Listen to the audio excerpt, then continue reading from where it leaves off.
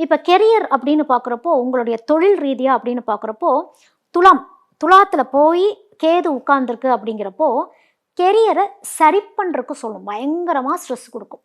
வெ time management ரொம்ப முக்கியம் மகரத்துக்கு. ஏன்னா, புதுசா இனிமேல் தான் தொழிலே தொடங்குறவங்கலாம் 2026லலாம் இருப்பீங்க. ஆல்ரெடி தொழில் பண்ணிட்டு இருந்தவங்க எக்ஸ்பான்ஷன் மோடுக்குள்ளலாம் போறப்போ, பயங்கரமா ஆயிடுவீங்க. பயங்கரமா பிஸி ஆகுறப்போ, டைம் மேனேஜ்மெண்ட் உங்களுடைய ஹெல்த்த கொஞ்சம் கவனிச்சுக்கணும்.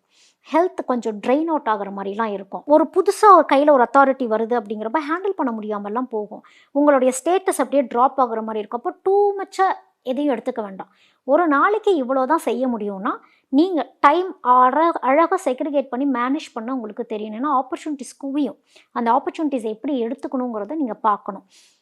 ஸ்பிரிச்சுவல் வைஸ் அந்த நேரத்தில கான்சன்ட்ரேட் பண்ணிட்டு இருந்துக்கணும். ஏன்னா 10ல கேது போயிருச்சு அப்படின்னாலே, துலாம்ல கேது இருக்கிறப்போ உங்களுக்கு 10வது இடம். அப்போ தொழில் ரீதியா கொஞ்சம் செட்பேக் ஆகுற மாரிலாம் இருக்கப்போ, ஏதாவது ஒரு பரிகார ஸ்தலங்களுக்கு போயிட்டு வாங்க. தெய்வ அனுகிரகம் அந்த நேரத்தில் வந்து உங்களுக்கு ரொம்ப தேவை. உங்களுக்கு பிடிச்ச இஷ்ட தெய்வம் எதுவாக இருந்தாலும் சரி, அங்கே போய் அமைதியாக உட்காந்துட்டு வர்றது உங்களுக்கு நல்லது. மற்றபடி மகரத்துக்கு வந்து 2026 பயங்கரமாக மணி ஃப்ளோலாம் நல்லாயிருக்கும். பணம் புரளும் கையில். கரெக்டாக சேவிங்ஸ் பண்ண தெரிஞ்சுக்கணும்.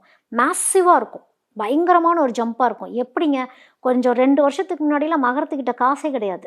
பெரும்பாலான மகரத்துக்கிட்ட வந்து கடனில் தான் இருந்தாங்க அவங்க. இப்போ 2025 கொஞ்சம் ஒரு விமோச்சனத்தை கொடுத்துருக்கோம். 2026லாம் பயங்கர ஒரு குரோத்து கொடுக்குற மாதிரி தான் இருக்குது. ஏன்னா ப்ராஜெக்ட்ஸ் நிறையா ஒரு ஸ்கில்ஸ் நல்லா டெவலப் ஆகும். ஸ்கில் டெவலப் ஆகிறதுக்கு முதல்ல லக் ஆக்டிவேட் ஆகணும். ரொம்ப வருடத்துக்கு அப்புறம் மகரத்துக்கு லக்கு பயங்கரமாக ஆக்டிவேட் ஆகுது அப்படின்னு தான் சொல்லணும். இப்போ ஸ்டாக் மார்க்கெட்லாம் அதுக்கு நாங்கள் போயிடலாமான்னா அதெல்லாம் கொஞ்சம் மாட்ரேட்டாக தான் இருக்குது.